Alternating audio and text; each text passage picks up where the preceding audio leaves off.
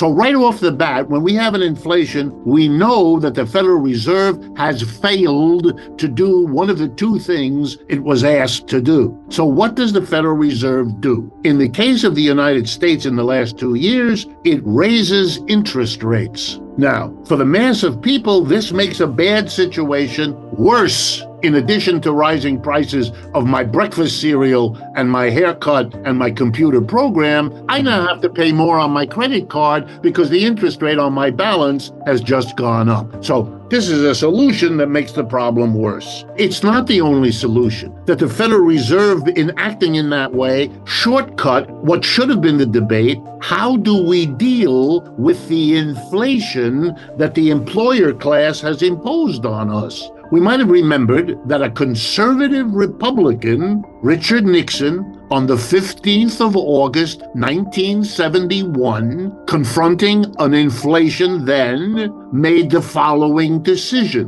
which he announced on TV. Any company that raises its price, we will come for you, we will arrest you, and we will throw you in the clink. And any union that raises your wages or tries to, we will do the same. He declared what came to be known as a wage price freeze. Did it stop the inflation? On a dime.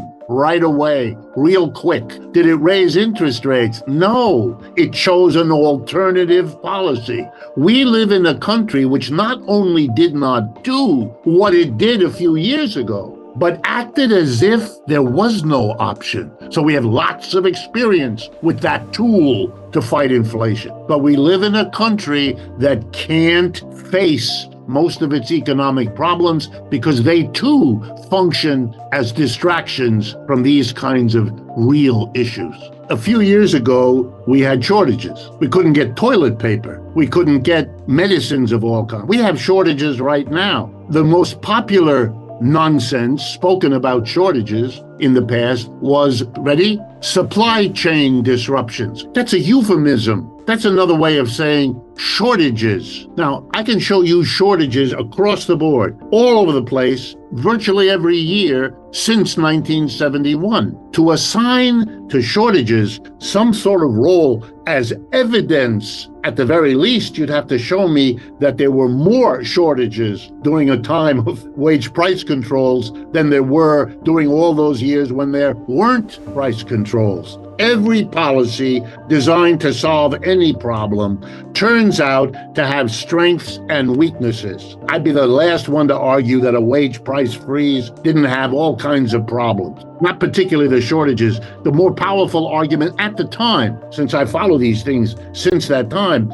the biggest problem was escapism. In other words, there was an escape clause. You could apply for an exemption from the wage price freeze. So every corporation went to work, hired the most expensive lawyers imaginable and lobbyists to go to Washington to get an exemption for your firm or your industry. And that leads to all kinds of misallocation. I get all that. But interest rates have that as well. Interest rates have their strengths and weaknesses. One of the weaknesses of the interest rate is we've had elevated interest rates and they didn't prevent our inflation. We're still struggling with an inflation, and there are as many people now saying that prices are going to go back up as there are people saying that they're going to go down. So interest rate is not some magic bullet.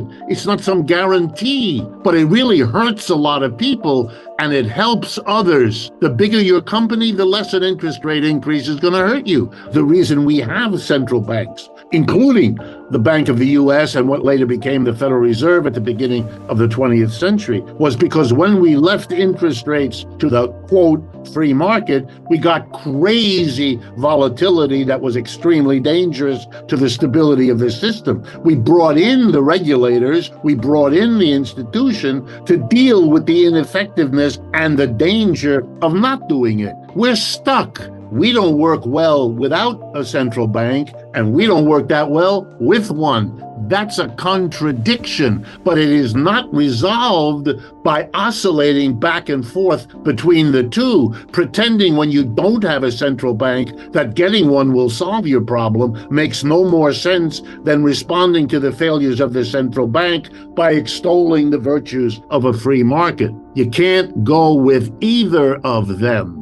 The reason we see the Federal Reserve having anxious meetings over the last couple of years, in which the top news item that evening is they met and they either raised the interest rate or they didn't, or they raised it by 50 basis points and not 25, et cetera, is because the mass of people are already involved. There is a small smidgen of democracy because they're making it hot for politicians not to do something.